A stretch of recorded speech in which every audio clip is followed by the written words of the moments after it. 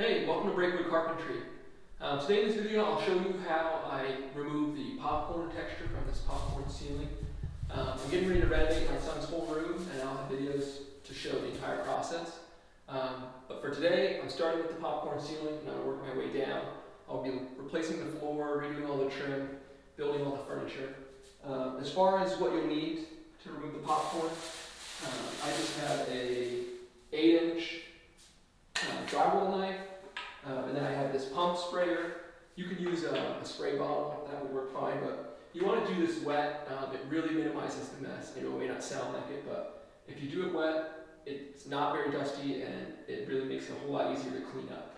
Right now I'm just putting plastic along all the walls to avoid getting any sort of moisture or anything on the existing paint. Taking down anything that's in the ceiling, all the air vents. I took down the collar around the light and I'll be wrapping the light in plastic as well. And then I'm going to be spraying and scraping. So I taped the walls with plastic and I tried to save some tape in some areas and not tape the entire wall. But I would definitely recommend taping the entire wall to avoid any water or dust slipping behind the plastic. I used 3mm plastic everywhere, but a thicker plastic on the floor would probably be better. I ended up cutting a few holes in the bottom with the ladder, and it made cleanup a little messier. So definitely use a thicker plastic on the floor. Now I worked in roughly 5 foot by 5 foot sections, wetting the whole area and letting it sit 10 to 20 minutes.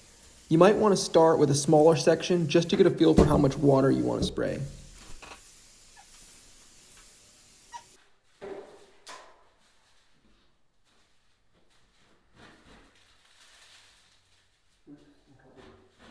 If you try and scrape the edges right off the bat, it can be a little difficult. I found it best to scrape large sections in the middle of the wall and then come back to the edge once you have more space. It also helps to have someone to spray while you're scraping. That way the next section will be wet and had time to sit by the time you're done scraping. And even though you're using water, you're still going to have dust, so definitely use a respirator or some sort of mask.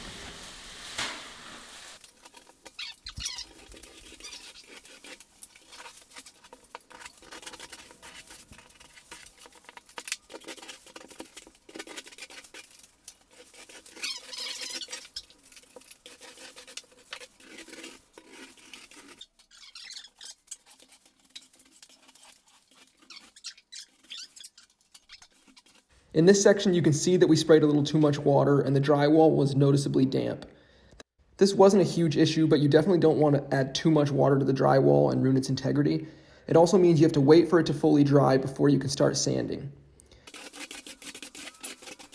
Be prepared for your shoulders to burn if you decide to do this. All in all, it took us about an hour to spray and scrape this 10 foot by 12 foot room. This doesn't include any of the prep work. But this didn't seem too bad to me. It only took us an hour, and I was expecting this to be a lot worse.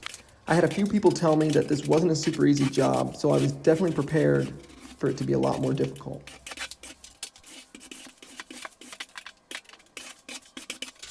The sanding may have been the worst part, due to all the dust and my shoulders already sore, but even that was fairly manageable. I already had this sanding sponge and I didn't want to buy anything else, but I would definitely advise using a drywall sander attached to a pole. It might be a little easier on the shoulders and may make it go by a little bit faster for you. The final step before paint, for me at least, was to caulk between the wall and the ceiling. I ended up having a few gaps at this joint, but you may not have to do this step.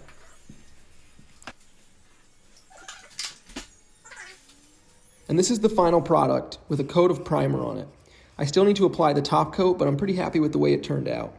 There are a few imperfections here and there, so make sure you're thorough in your sanding and patching of any holes if you really want a nice, smooth finish everywhere.